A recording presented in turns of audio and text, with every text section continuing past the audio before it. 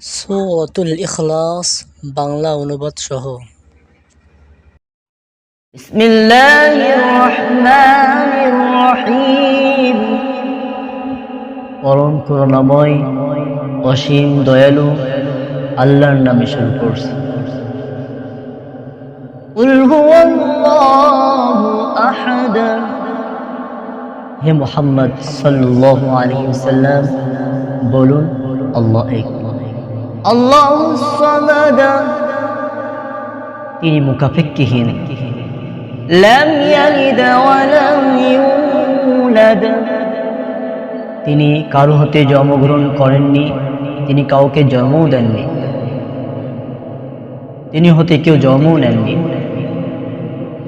ওয়া লাম ইয়াকুল লাহু কুফুয়ান আহাদ, আর তার সমতুল্য সমকক্ষ